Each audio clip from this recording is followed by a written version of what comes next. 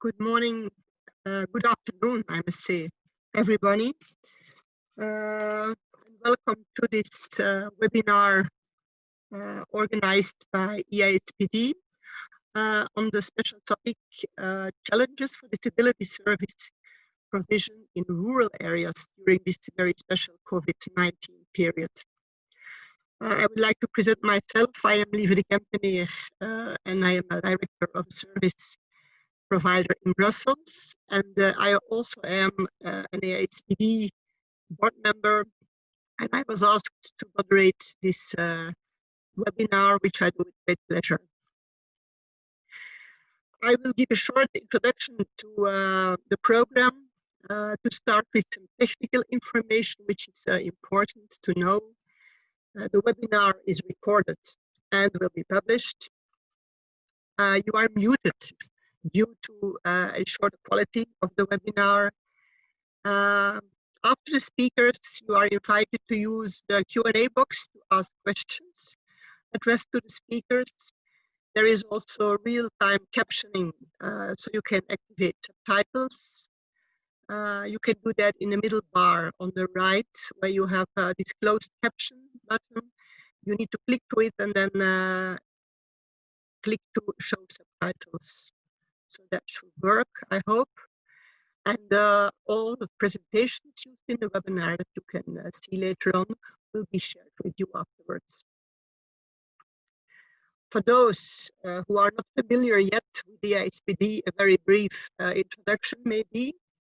The European Association of Service Providers for Persons with a Disability is a not-for-profit organization based in Brussels, with as main objective equal opportunities for people with disabilities through effective and high-quality service systems in Europe, which are affordable, available, and adaptable.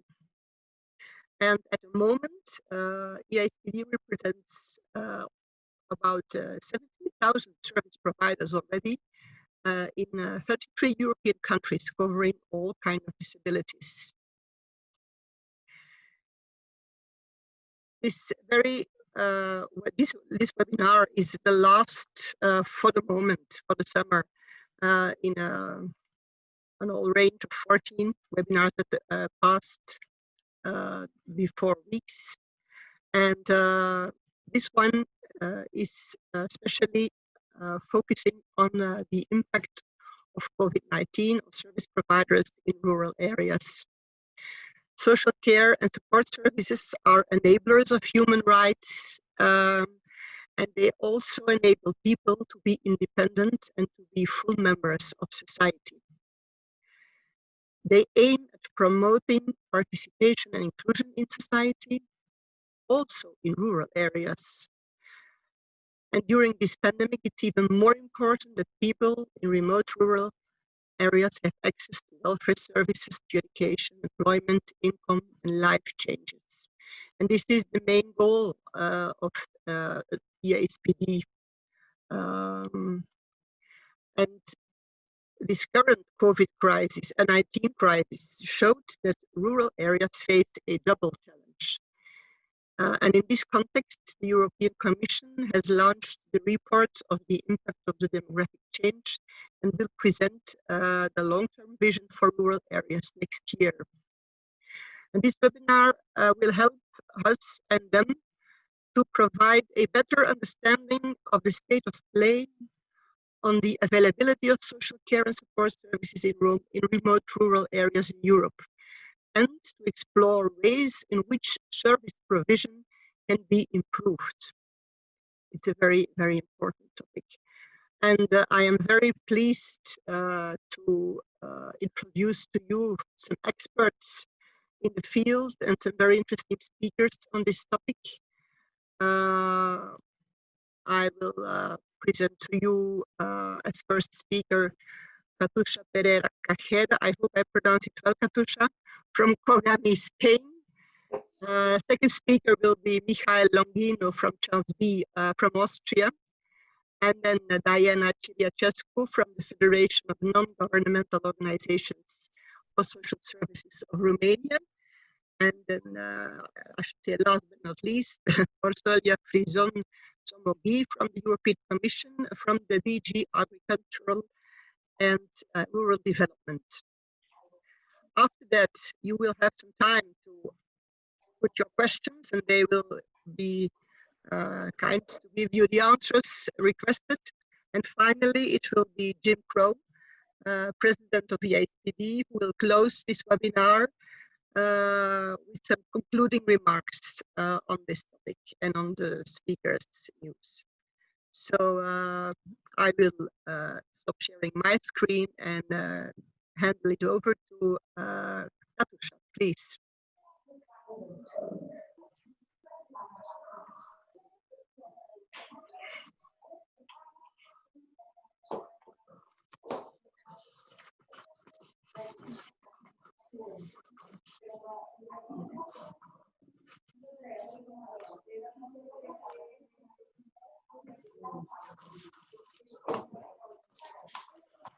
Hello everyone, welcome.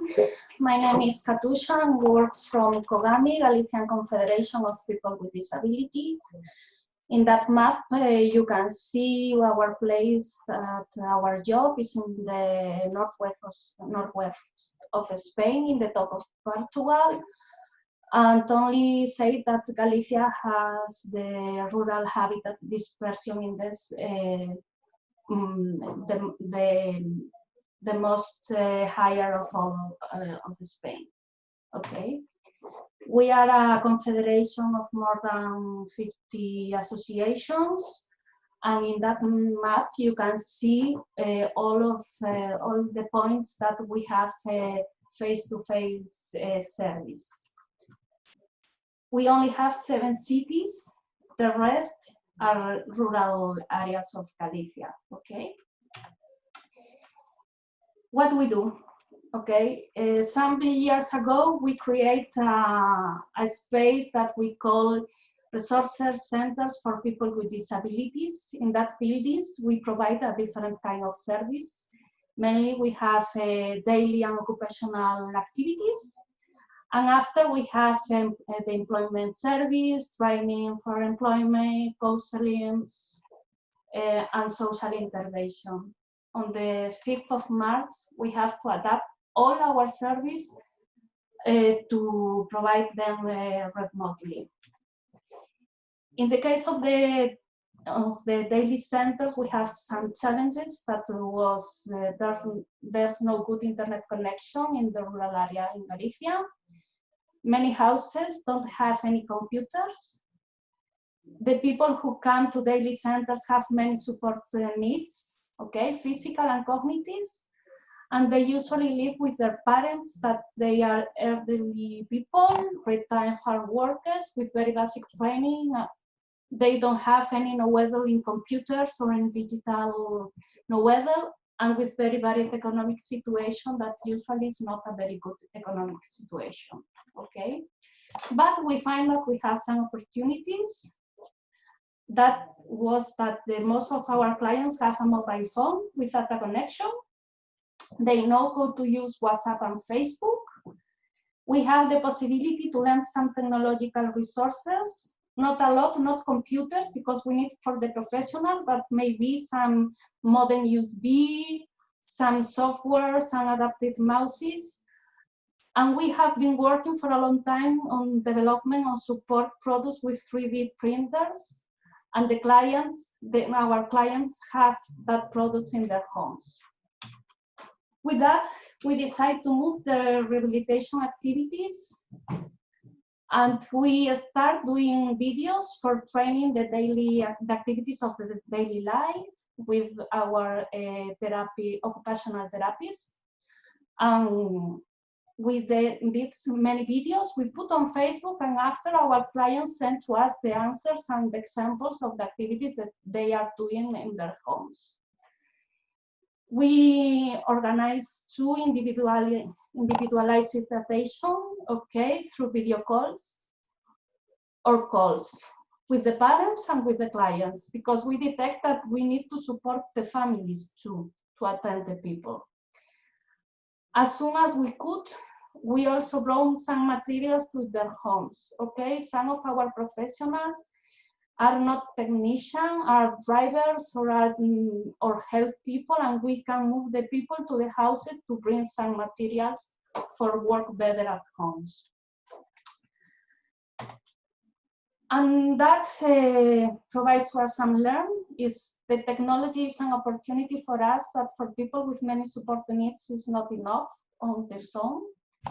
We are working to have a backend resources common for all of the centers. We have 5 centers, Kogami, plus 10 of the Association of Kogami, and which is common space allow to us reduce the workload of the professionals, because create all the materials without anything previous was a very hard job.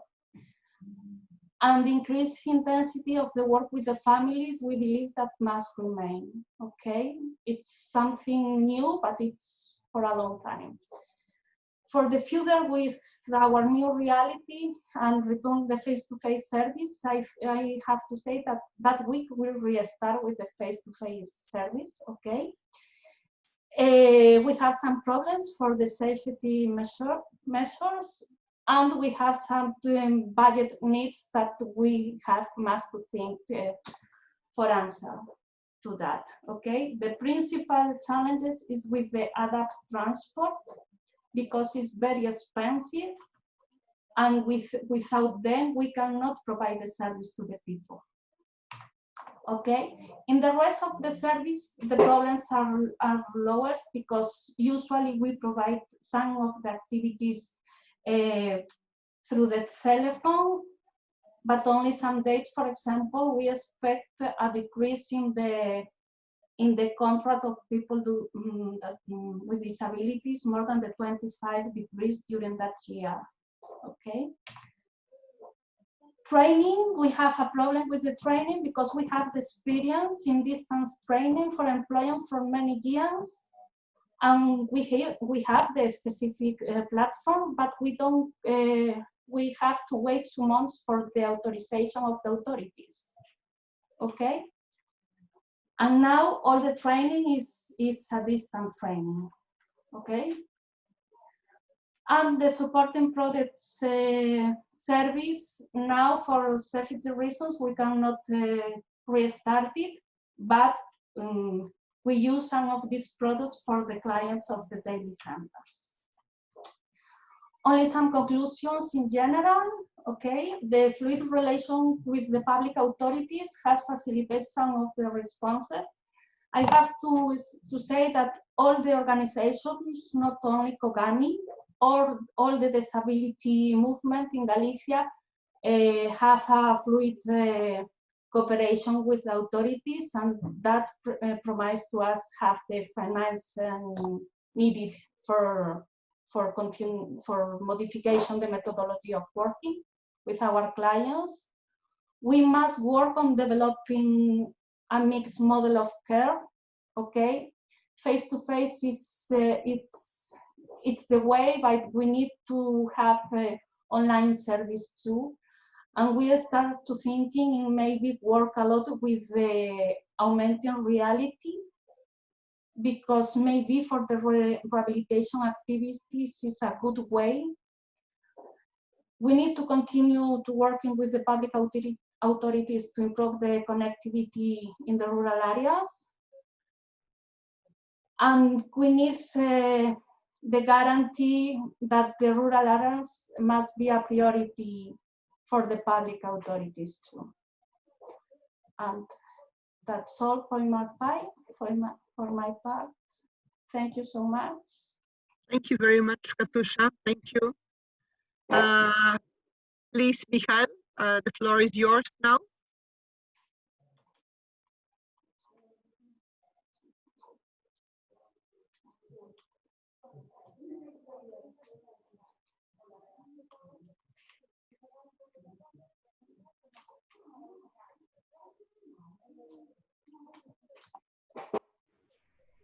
So, hello everybody.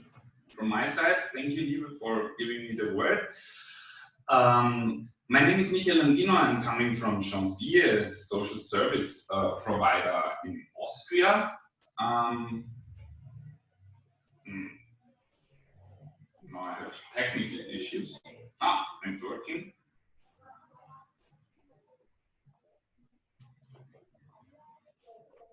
Sorry, just a minute.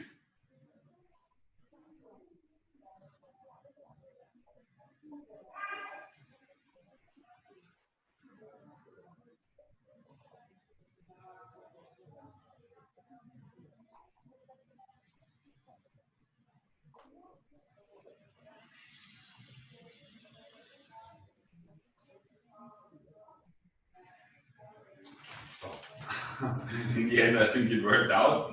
Hopefully everybody can see my presentation. Yes, as I already said, Champsby is a social service provider in a rural area in the southeast of Austria. We are a non-profit organization. What is very important for us is that we are politically uncommitted. So we are operating only in the region of Eastern Styria. So we are dedicated to our rural region. And what we want to achieve for all persons living in our region is that everybody can contribute to social life, that everybody needs the support that is needed so that full participation and contribution in the sense of the UNCRPD can be realized. So we are offering 27 different services along the whole life, let's say, of persons in our region. So we start with early intervention services at the beginning of life, and we end with medical assistance services when it is needed, when people come to age. So also employment is a very important aspect of our services. After school, when kids go to first labor market, we are trying to help and assist that everybody can have a job on the first labor market. And also we offer some housing offers for especially persons with disabilities in our region, and try to cover all aspects of life in our beautiful rural area. What does it mean, rural area? In our region, around 270,000 inhabitants are living. We call some places cities. That's sometimes people from Europe are laughing at us because our cities have around 10,000 inhabitants. In other countries of European Union, this means a village, but in Eastern Syria, it's a city. You see that there are many places, small villages, very remote, with only a few inhabitants. And the idea of Champsby was always not that the people should come to the service, that it is the opposite way, that we bring our services to the people. So we are driving around 2 million kilometers a year with around 90 cars. The focus of our services is mobile services. Yeah, what happened during COVID crisis with our 28 services? When it comes to services, especially for persons with disabilities, we had a lockdown in Austria, and we had a reduction of service offers face-to-face of around 95% at the beginning of the crisis. Other services, like our medical care services, they were at full speed. We were a crucial offer of services in our region so that especially elderly people can have medical support. So it was a broad variety, but yes, this first phase of lockdown, we tried to use to establish new innovative practices. A lot of things Katusha said, I can also say for Champsby. I think we had quite the same path of redesigning our services, adapting it to the COVID-19 crisis. But what I want to emphasize here is what was very helpful was local crisis steering groups. So we had meetings with local authorities, with policymakers, with emergency organizations, and we tried to find solutions for the actual crisis in working together with other organizations, also highlighting that they should not forget about persons with disabilities in our region when it comes to lockdown and to isolation of especially elderly people in the region. We emphasize that also persons with disabilities are affected by these measures and by these circumstances. So it was very important that the Chance B voice was heard in that steering committees. And of course, what became visible in that first phase is that in Austria we had a big problem with offering protection equipment to all the professional users and also to our customers. And we were missing clear instructions from our authorities, from federal level to regional level to local level, because we had some instructions from the government for certain services, but not for the field of persons with disabilities.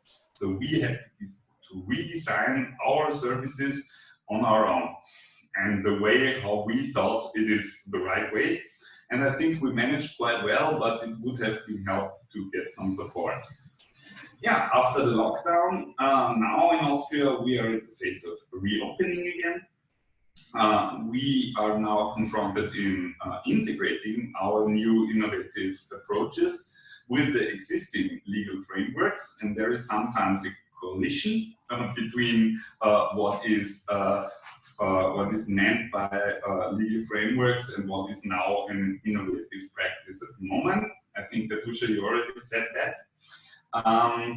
Of course, we are now in the situation that we still need a lot of protection equipment, additional stuff, and so on. But it is not foreseen that we will get any money for that need of additional resources.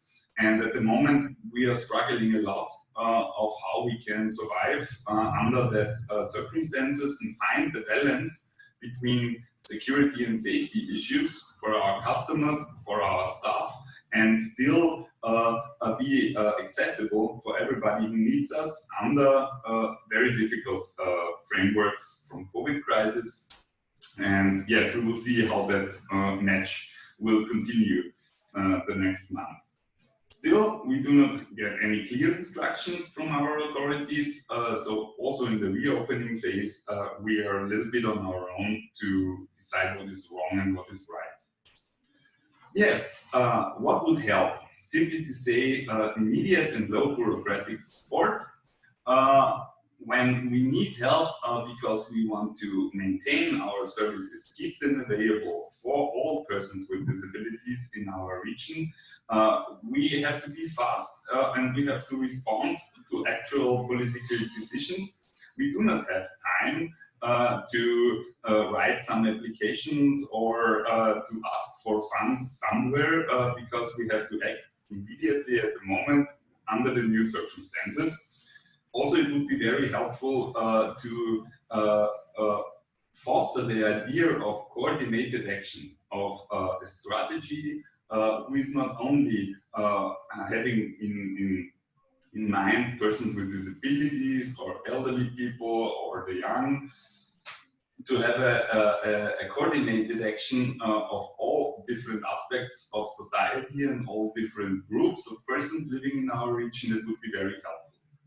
And I do think that the regulations we are confronted right now in Austria, done by our federal government, is not feasible for that approach because it's too far away. It is Vienna, it is a big city, it is not a rural area in the southern part of Austria, and also European level is more far away. Even our regional government cannot be very flexible in differentiating between the needs of a rural region and a more urban region. So, when I was thinking about this webinar, and about what can be maybe a solution to that situation. Now again, I have a technical problem.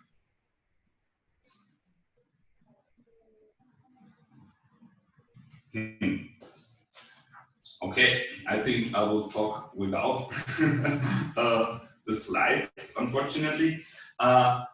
What in my opinion can be a solution for that is we have wonderful participatory regional development tools by European Union, for example, the LEADER program, where regionally anchored social enterprises like Chance B can play a key role, can have a voice in decision-making processes on local level. When we are using that platforms, that local action groups, as a social service provider, we can represent affected groups who may be forgotten otherwise. We can address our needs and our urgent issues at local level. We can contribute together with policymakers and other representatives to solutions who fits well to our local situation. And also with that participation, we can help activating the population for participating for the common regional goals. So the problem is that the leader structures, the multi-fund ideas are not well established in Austria. I think, Katusha, you also said that. I would really be happy if we could manage in the future period of EASY funds on European level that, let's say, 5 to 10% of the budget of the EASY funds can be dedicated to that kind of local action groups like LEADER or like other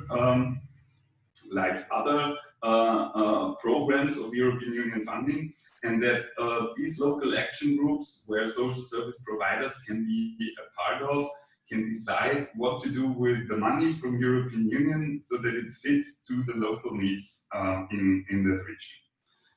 Yeah, I'm not sure if the technical transfer worked out, because now I see only a black screen. I'm very sorry. But yeah, hopefully you could hear my words. I say thank you very much for listening, and yeah, be happy about it. Thank you very much. We heard you loud and clear, and we can see you. And we had most of your presentation, so it's very, very okay. It's fine. Thank you very much. And I would now give the floor to Diana. Please, Diana.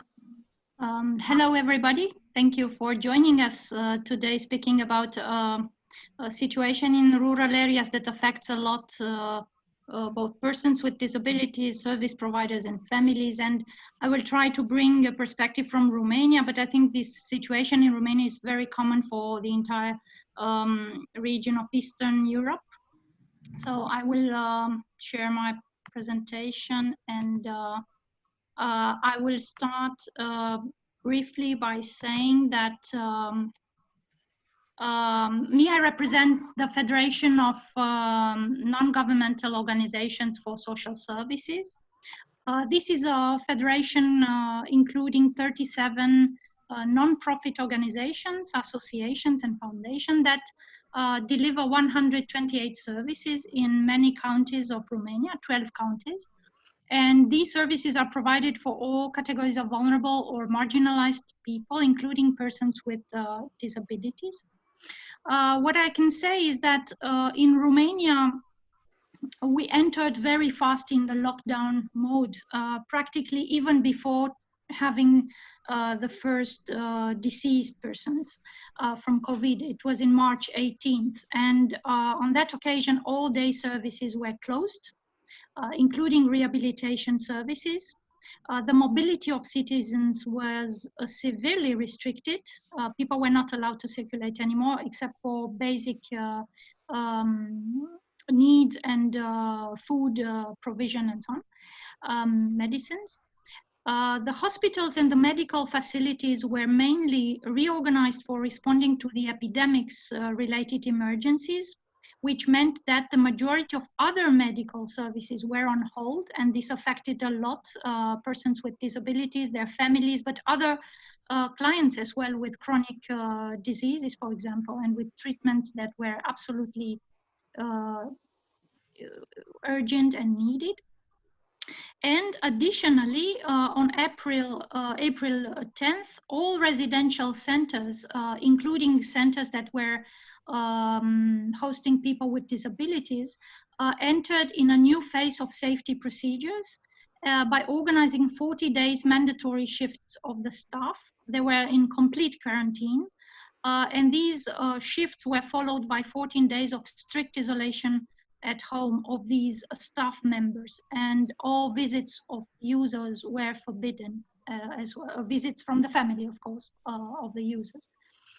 Of course, persons with disabilities usually face numerous difficulties in Romania, but additional difficulties came with the crisis. We have currently something like 800,000 persons with disabilities registered, children and adults, and an additional number, a similar number, 800,000 of people who receive an invalidity pension, meaning persons with disabilities following a work accident or work-related condition. In the Romanian residential centers, we have something like 19,000 children and adults. From all these people, 40%, almost 40% of people with disabilities live in rural areas. And the large majority of them live at home with their families or independently. And their access to services was severely limited, and they perceived this period as much more difficult than persons living in cities or large municipalities where alternative services were met in place more easily. Additionally, families in rural areas were affected by the loss of their temporary or day jobs. Many family members are the only income support for persons with disabilities here, and loss of their jobs was absolutely dramatic in these families. Services for them became online, most of them, or provided by volunteers or mobile teams. This is because all transportation and mobility means were completely diminished by the mobility restrictions.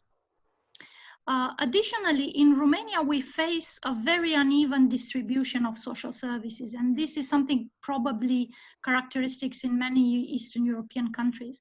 As you see in this small map, the regions, the counties which are colored more intensely, they have services which are much more numerous there, but the white or gray zones are counties where services are completely missing, the southern part of the country, the northern part. And in these rural areas live many, many persons with disabilities and very poor persons. The poles of poverty in Romania are very similar with what you see here on the map. Additionally, the services for persons with disabilities are located in rural areas only in a percentage that is less than 10%. So following the lockdown related regulations, the access of people in rural areas to daycare center and to rehabilitation service was practically stopped. Many families face difficulties in accessing basic goods, services, protective equipment, super expensive in the first days of the crisis, almost prohibitive prices for many people with disabilities. The closure of schools generated also a shortage in staff in all types of services that remained open, because many parents had to stay at home with their children. The schools were completely closed and will remain closed until September, October probably. And a large proportion of children with disabilities in rural areas were unable to follow the online school program because they did not have computers or tablets or assistive devices. And this is a major situation in Romania as well.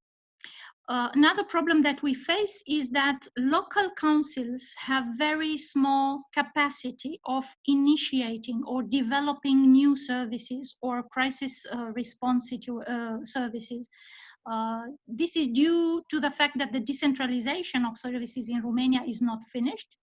The local councils do not have any kind of support from the state budget to finance social services, while the county councils do have some support, but the local municipalities, the communes, the rural city halls have no possibility to invest in social services only from their local budgets. Their budgets are too poor to do so.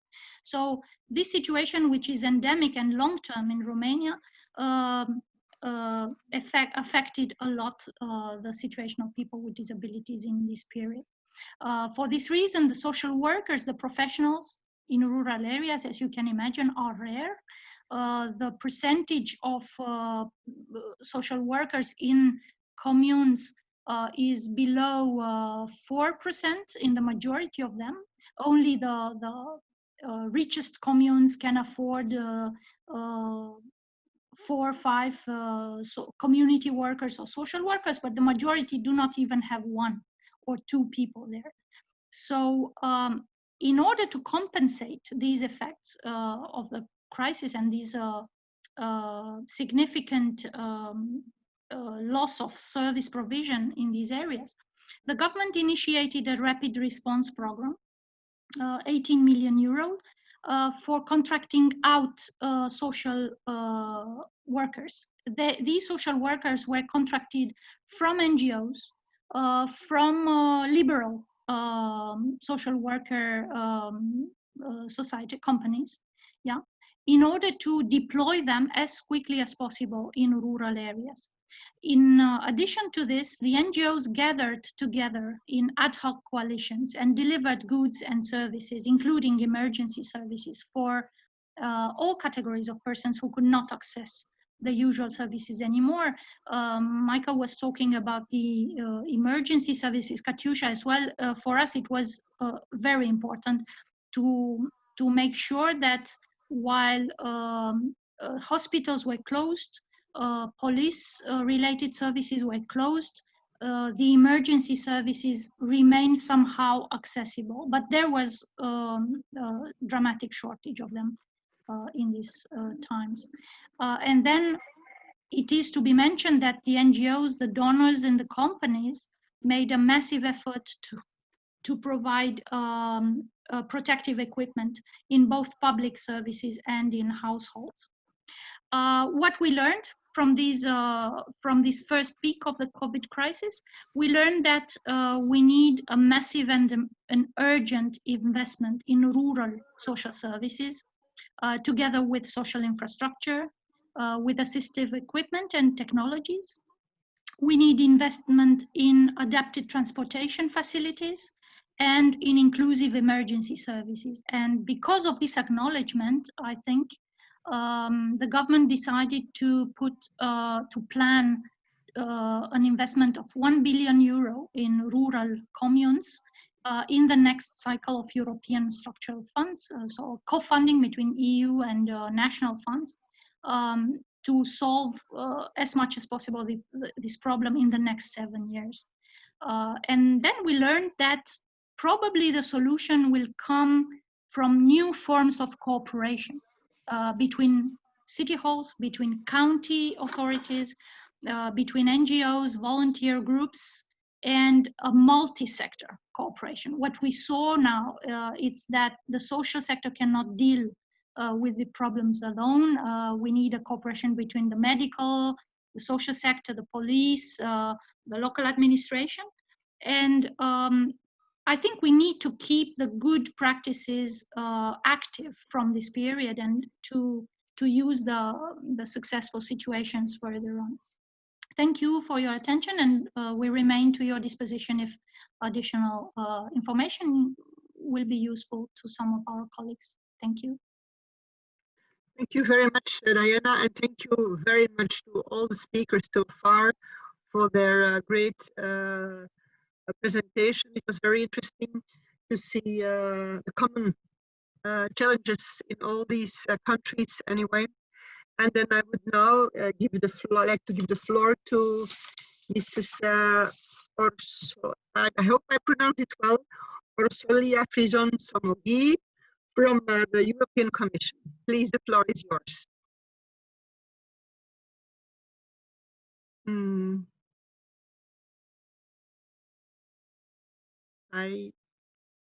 Orsolia, can you hear us? Yes, can you hear me? Yes, we can hear you. Okay. Welcome, I tried to welcome. like Okay. my presentation, and thank you for inviting me. I will try to do it. Hope you can see it.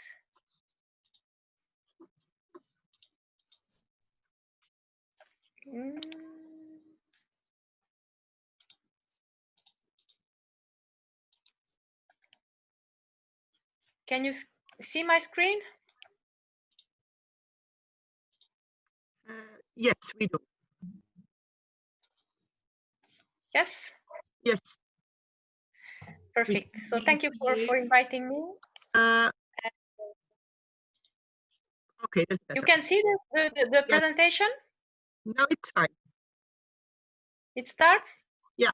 So thank you for inviting me, and I would like to thank also the other intervenees, because it was already very interesting also for us, and I will try to complement it with the European perspective. I was very interested by the question you have raised, which is very much on the territorial issues. So your question is about how the services can be provided in rural areas. And the way you raise the question is already an important step, because as the Austrian colleague just said, we have different way to provide the services, the social services, whether to bring people to the services, and it can be in rural areas or in cities, or we can buy mobile services to bring the services to the population. And we are always looking at the two ways of managing the problem and to ensure the services. And that brings to the lessons that we have learned during the COVID-19. And at first, I would like to come back to this urban-rural relationship. So the question is whether the service is provided in rural areas, or whether when we organize the services, we try to organize the services for, and that is already a question mark, only for rural population, or to population that is in rural areas in a given time. And I'm saying that because that was a big movement of people from urban to rural areas during the COVID. And so the normal residents in rural areas has been multiplied with all kinds of people who needed also the services. So when we are providing basic services, it is also good to reflect on this variability of the person who are in rural areas when we are organizing public services. It's not only for the permanent residents in rural areas, but all the people who are there. A second point, that was the mobility restrictions that has been already mentioned by all the intervenees before me. And as it has been said, the question of job. So losing the job, people who are working in the sector and who are providing the social services, and for the people who are benefiting from the services, the difficulty to get to the services, especially when it comes to face-to-face services. And that brings to the question of the lack of basic services locally, so in the rural territory. If it is not available in the village, and we have a mobility restriction, there people with disabilities and other vulnerable population has been isolated and faced a high rate of poverty and exclusion. We have also learned that that was a problem of difficulties to provide for the additional cost that created the COVID, as has been mentioned, protective equipment, but additional staff costs, and the cost of the digital technologies. And at the same time, often that was accompanied with the lack of own resources that sometimes the social enterprises are able to get from the market. But also, as in general in rural areas, people are very innovative to face the shortage of basic infrastructures or basic services. And often we go for solidarity solutions, a high level of volunteering. And we have tried to collect the good practices all across Europe. And under the link of the European Network for Rural Development, you can find some very inspiring examples. When it comes to digital solutions, and it has been mentioned by all the intervenees before me, to replace the face-to-face services, often the only option we have is to go for digital solutions. So it is a good opportunity. We can do it now, we could not do it 20 years ago. The problem is, and it has also been mentioned by the Galician example, for example, is that places which are not connected to high quality, high speed broadband, they cannot get to the digital solutions. There is a question of digital illiteracy and question of IT equipment at homes in the households. And often the digital gap is higher, the digital problems are higher in rural areas in all of the three parts. So digital literacy, IT equipment, and high-speed broadband availability. The lack of those things is higher in rural areas than in urban ones in general. Not in all member states, but in general that is the case. And there is some gender specificities. I don't know whether you have seen it during the crisis. Women were more impacted by the non-availabilities of the services. It is often the women who jump in when the face-to-face services are lacking and there is a family support needed.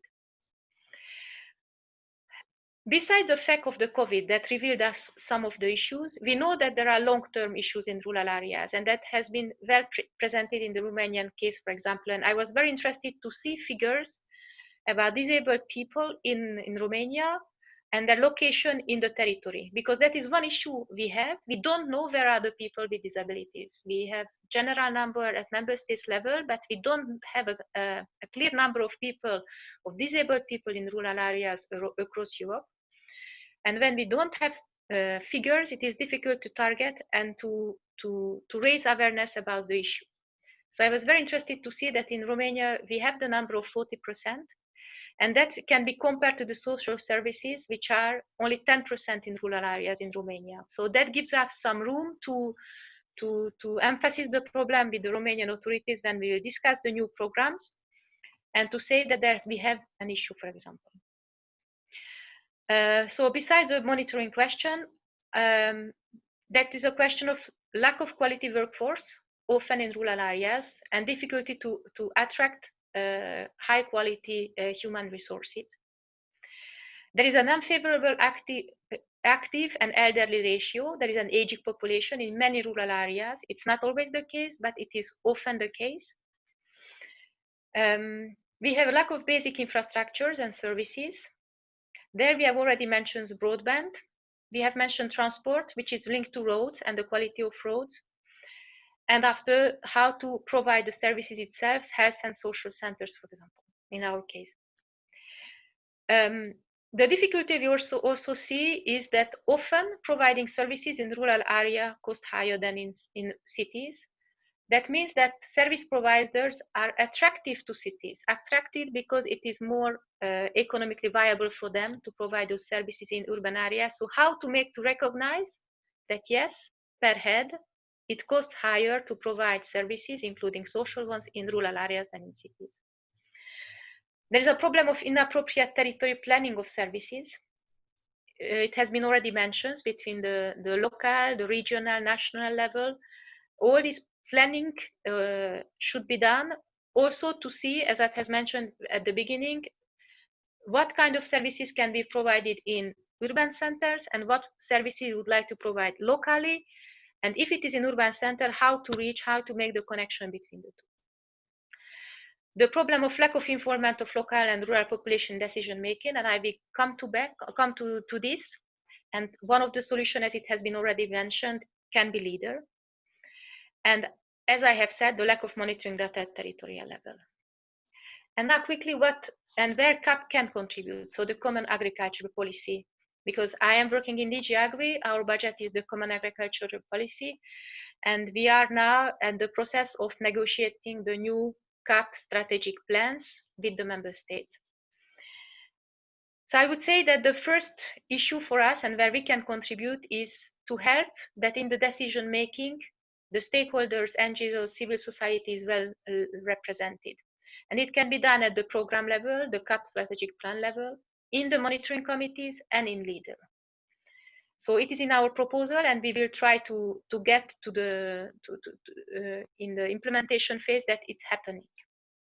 After the question of territorial planning, we are not the only one. The CAP is not the only one who intervene for social services, and we are not the main one. It is mainly ERDF and ESF+. So there is a question for us how to work them efficiently to ensure that there is a territorial planning. The CAP itself can contribute by supporting the basic services development, so infrastructural development, for example, basic service centers or broadband in rural areas. We can also support, and it has been mentioned, social enterprises in rural areas. For example, on-farm social services. In Italy, it's very used method. We support also innovative solutions, often by cooperation, but not only. Cooperation leader and not only. Social cooperation and European Innovation Partnership, all are the elements that can be used by the member states. By the European Network for Rural Development, we are collecting good examples and we raise awareness about the possible solutions. And we also try to help by drafting strategical documents, communications, with the help of the civil society.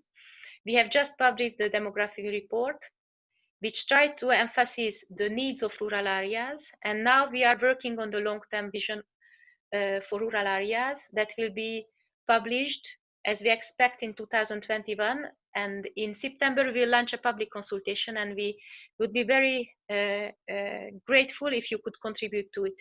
And that is a long-term vision that will try to drive with the society, and it will be, the horizon will be 2040. And at least, I would like just to mention the different measures that EU has already taken to have the recovery of the society after the COVID crisis. Probably you already know that, but I have put the link just in case. And I have ended the presentation. Hope it was helpful, and thank you for your attention. Thank you very much, Rosalia, for the presentation. It was very helpful indeed. I will check if there are some questions from the audience. As far as I can see, I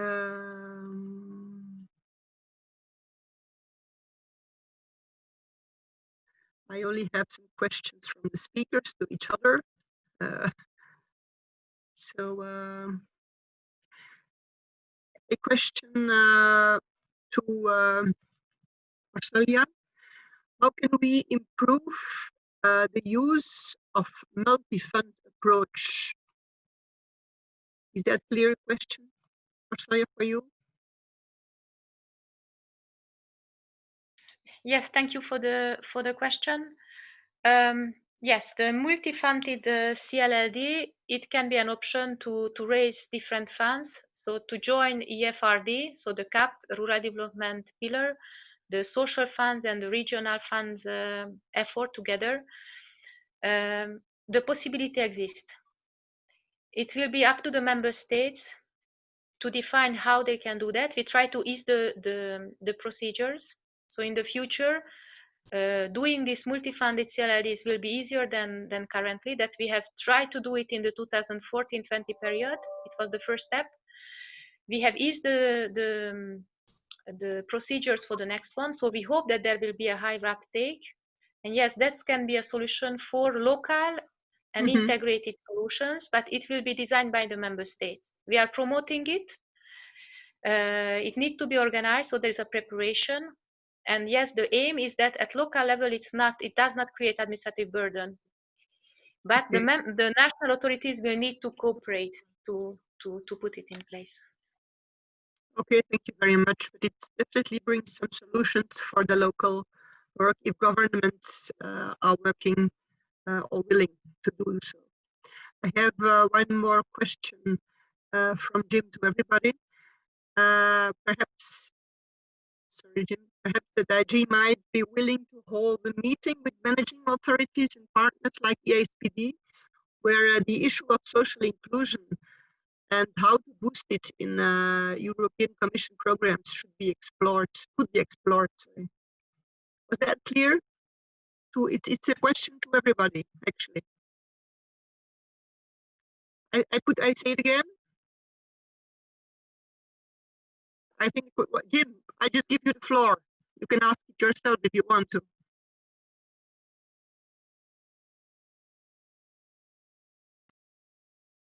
I guess it's a particular question for Soria, whether the bank could possibly look at because social inclusion is clearly an important issue, has been an important issue for many years in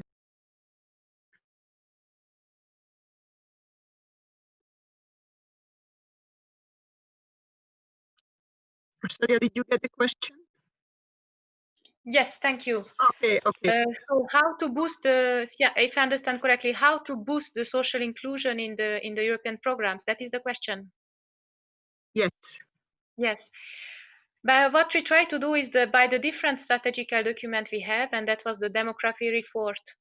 We have published in June. We will have the rural vision. We have published the gender one. There will be a disability strategy, I think, coming in. We will have a strategy on Roma. So we are trying to enhance the use of the EU programs by drafting strategical documents that make the analysis, that raise awareness about the issue, and that help us to raise the question with the member states. Because as you know, we are under shared management, so it's always the member states who decide on what they would like to use the EU funds. If we can prove by analysis that there is a need, and that's why I said that it is important to have data about rural areas, specific needs and specific challenges, and whether there is a specific issue there. But when we have data, when we have analysis, we can defend that EU funds would be very relevant to be used by the member states for those issues. But at the end, it will be always for the member states to decide. So I think that it is for us to cover the topic well in our strategical thinking and in our analysis. We try to progress in there, and I think we progress there. And we will try to defend the EU financing possibility in the negotiation process with the member states.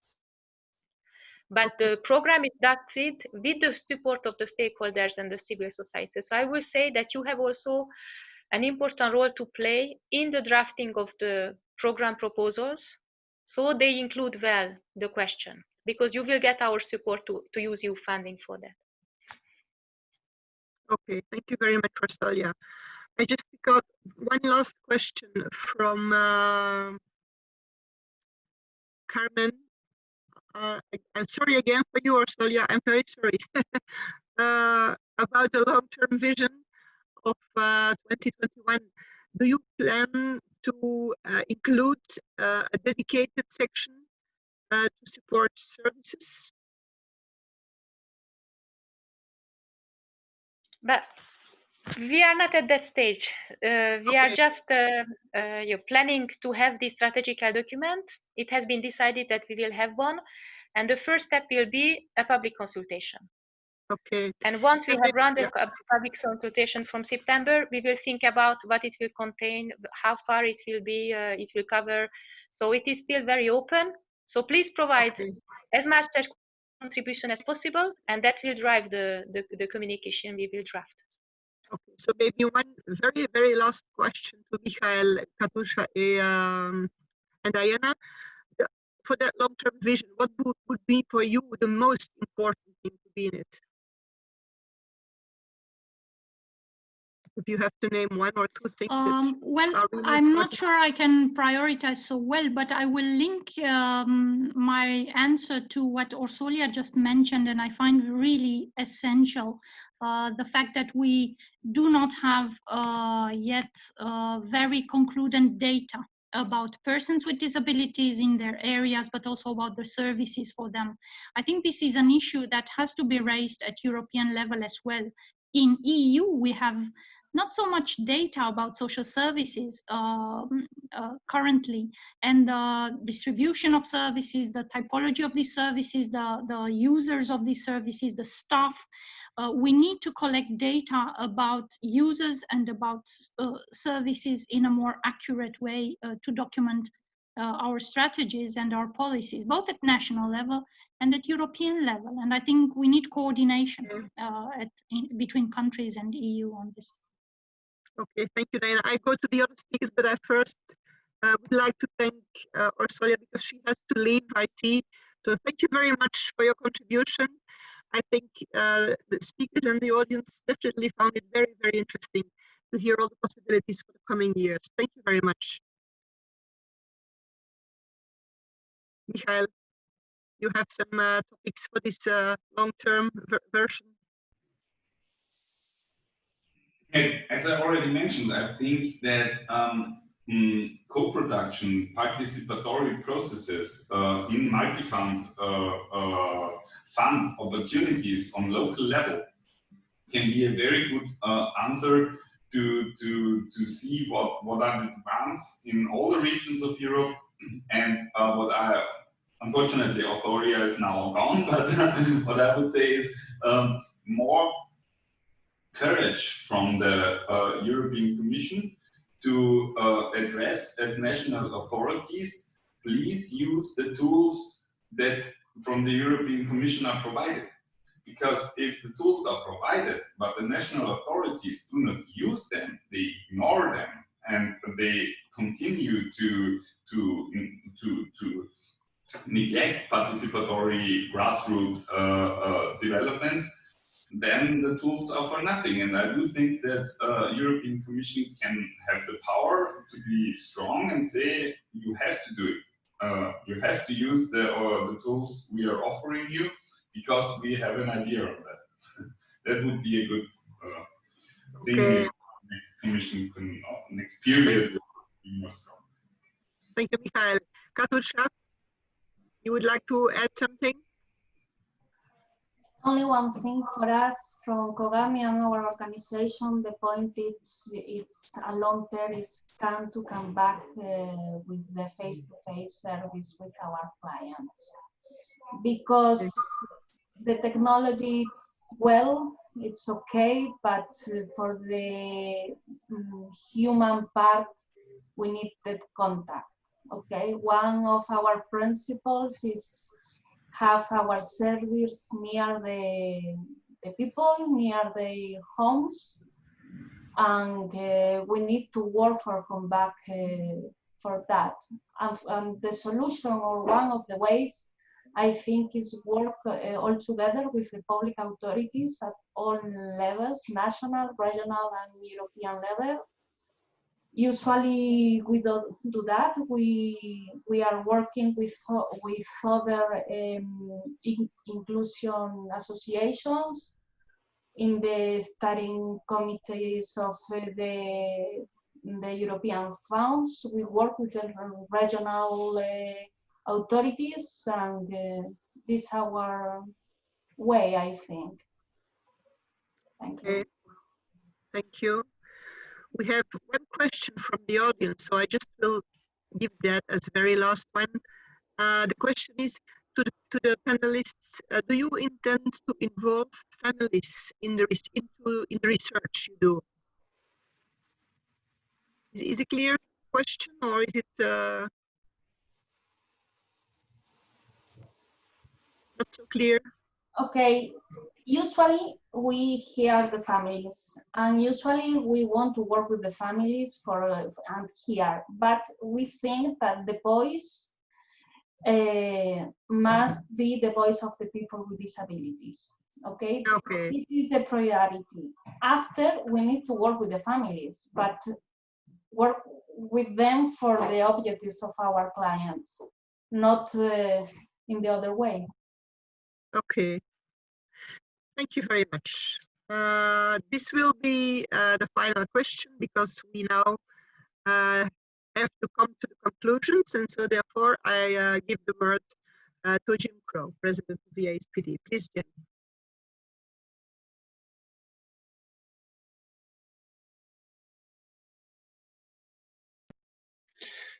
Good.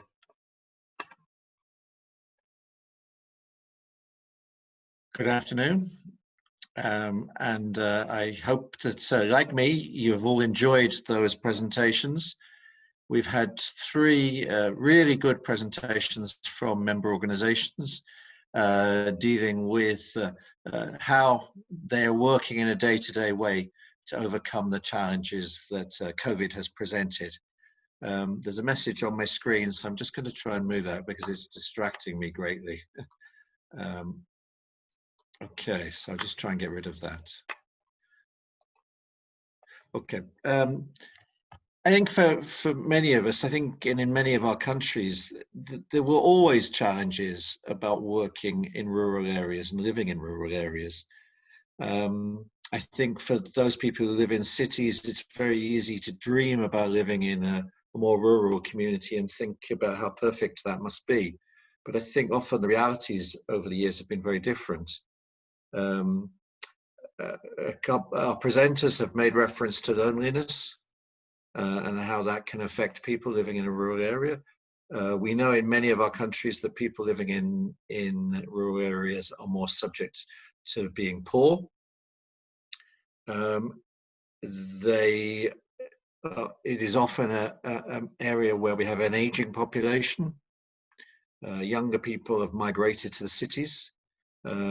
Services are very expensive to deliver in rural areas.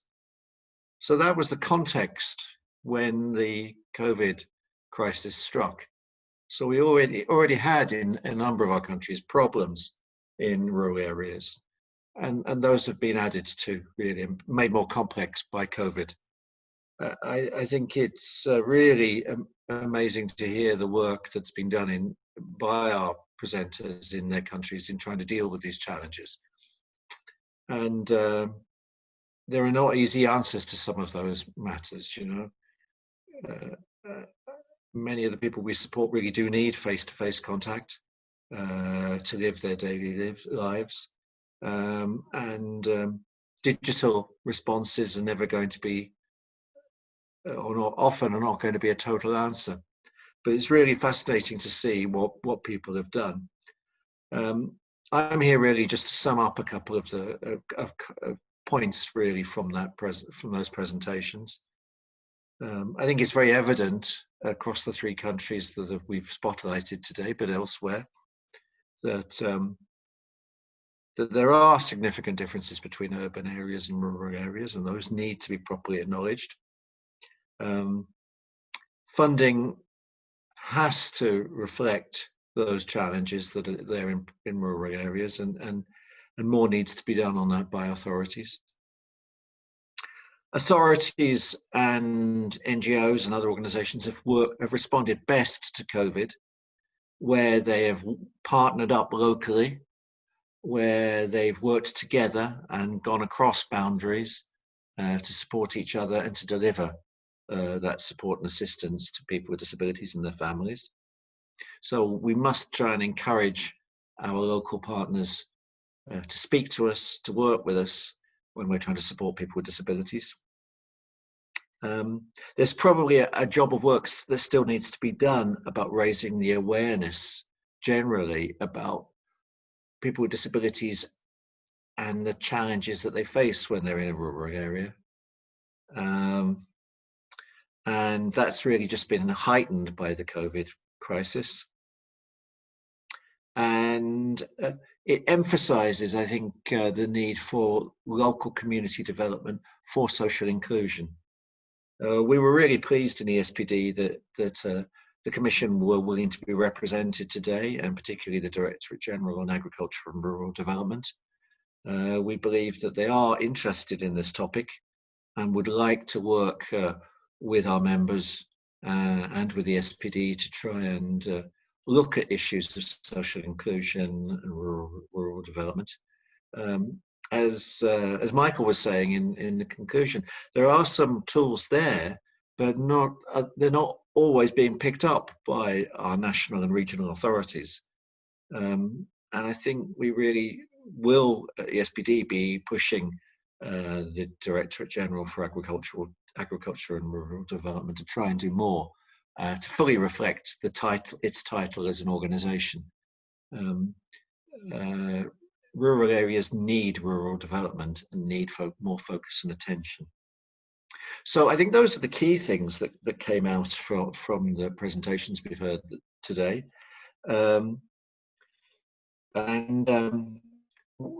It represents the last in our series of webinars before the summer break. I want to say a few more words in a minute about our series of seminars and webinars and about looking ahead. But two things. First of all, I'd like to thank our participants today, and Eva for moderating our session, and each of our contributors. But I believe, technical circumstances permitting, we have a short video to show you now, just to look back over our experience with the webinars.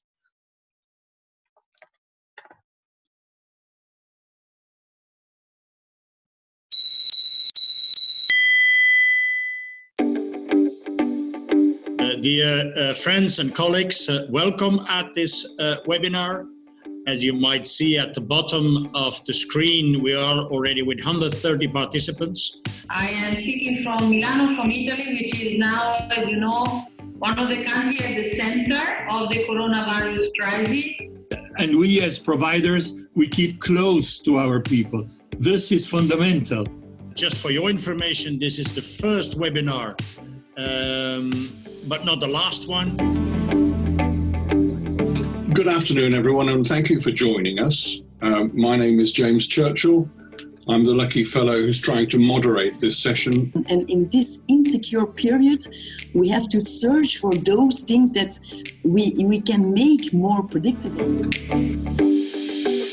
Good afternoon, everyone. Today we are going to have a webinar where we'll discuss about how services can be adapted in times of coronavirus.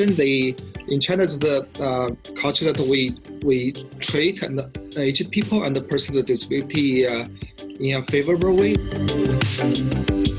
Hello, everybody. Good afternoon, and welcome to the EASPD webinar on the role of funding for support service providers in addressing the COVID pandemic. So the recommendation is to invest in a social Europe now. Welcome to everybody to this weekly webinar. We're looking forward to the end of all this. Until that time, we try to do as much as it's needed. I see that we have colleagues with us from Portugal, from Austria, from Greece, from the UK, from Italy, Ireland, United States, France, Israel.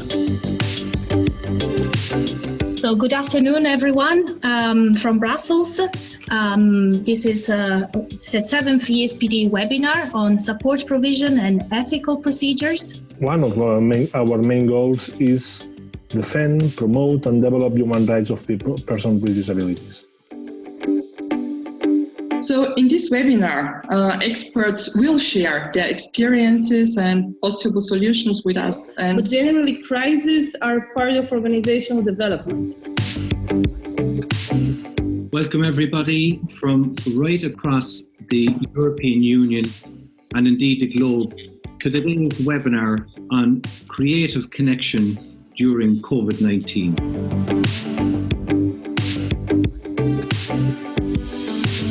The creative arts can stir our emotions even through a virtual way like this.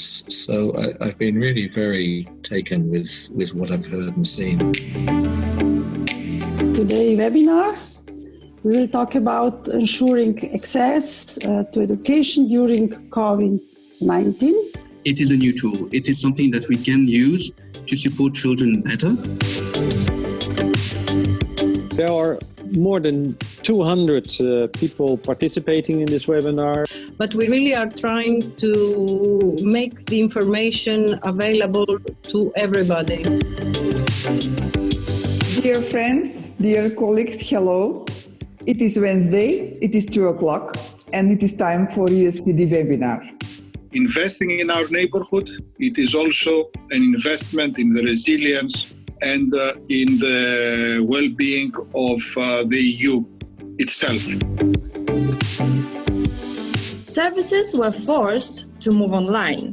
Some researchers say that during these few months of crisis, the digital progress is what we would make in normal circumstances during 5 years. You're not alone. EASPD tries to be with you during this crisis. Bye-bye, and thank you very much. Thank you, everyone. Bye-bye.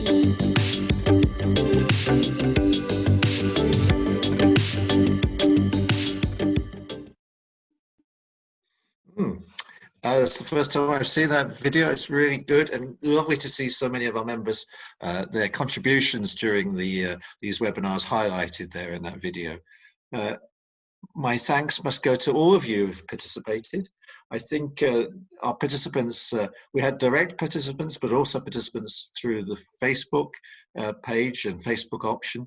I noticed participants from as far afield as Chile in South America, and Fiji in the Pacific. So I think we certainly managed to spread the word across the globe, as Owen said from Cork in his clip that you saw there from the video. We started these webinars as an improvised response to the virus and the pandemic. It's been a very stressful and difficult time for so many of us and so many of the people that we support. But we'd like to hope and believe at EASPD that we've helped you to share some of the ways in which you've been dealing with the crisis, and that you've gained new connections and new ideas through the webinars. So it started in an improvised and ad hoc way, but certainly we'll be looking in the coming months about how, after a summer break, about how we utilize some of the opportunities that have risen from taking this approach with webinars. So I would like to thank all of the people who've participated and presented and shared the webinars up to now. I'd particularly like to thank the EASPD staff team, many of them working from home because of social distancing and the lockdown, to help to make these webinars happen, particularly the communications team, the policy team, and indeed the development and research team, and of course our Secretary General, Luke Zelderloo, board members who've moderated and chaired sessions, and thank you from the bottom of my heart for doing that. We will be back in the autumn. Please keep looking at the Joining Forces Facebook section about our response to the crisis. Please look at the EASPD website. We sincerely hope that we will be able to meet as a network in Cork, in Ireland, in October, on October the 14th and 15th, our conference on the arts and culture, which I know, if it happens, will be a truly beautiful event with lots of, we won't be sitting in rows in a conference hall. It'll be far more interactive and creative than that. Ireland is coming out of lockdown, I know. Clearly, we will only proceed with it if it is safe and in the interests of delegates to come together. But please keep that date in your diary, and we will inform you as soon as we know about what's going to happen with that. But also keep looking in for our future plans about webinars and seminars of this nature. Thank you all, and thank you for letting us run over a little bit into your precious time this afternoon. Thank you very much, and goodbye.